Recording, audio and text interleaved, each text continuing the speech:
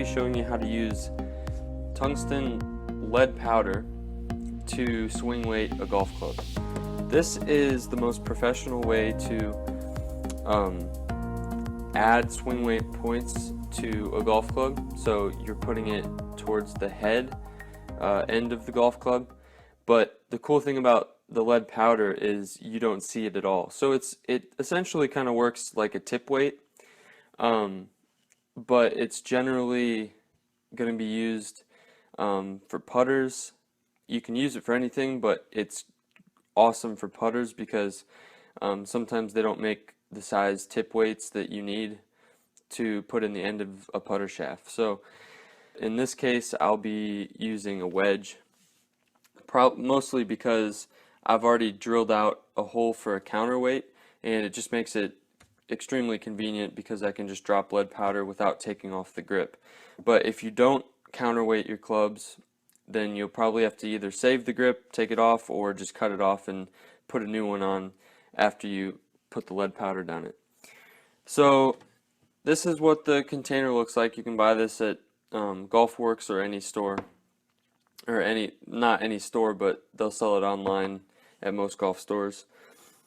I've already measured out the amount that I want to put down my club, so be sure to measure it out in grams, and then on the page that I'm doing this tutorial, I'll once again put the conversions.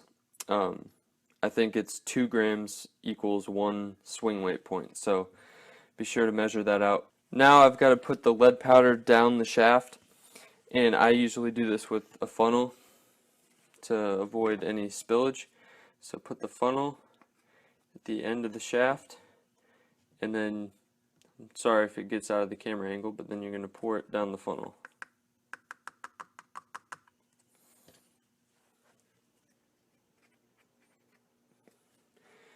Now once the lead powder is down the shaft, make sure you hit it on the ground a few times to knock it down all the way to the end of the shaft.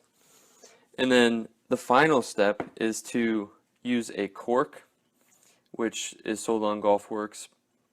Make sure you get the right one. This is an iron cork, so I'll be using it on an iron, obviously.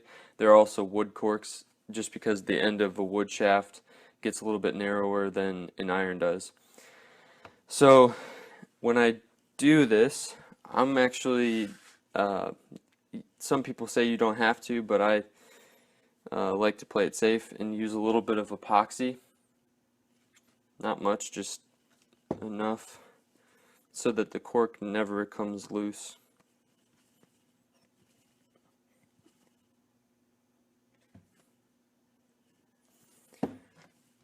So mix it up.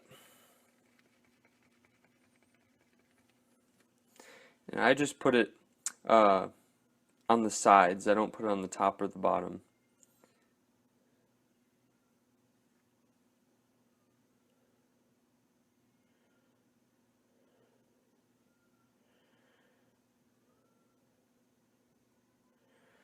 I'm very sparing with this. So then you put the cork in the shaft, and the final step is you actually have to use a product that GolfWorks sells. It's a ramrod.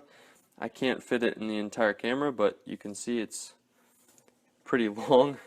It'll extend all the way, I think it's maybe 46 inches, so it'll extend all the way down a driver shaft.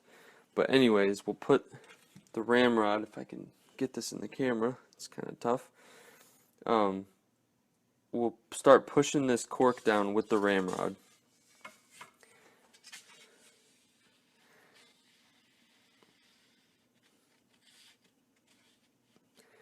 You'll push it all the way down until that cork is very compact in the end of the shaft.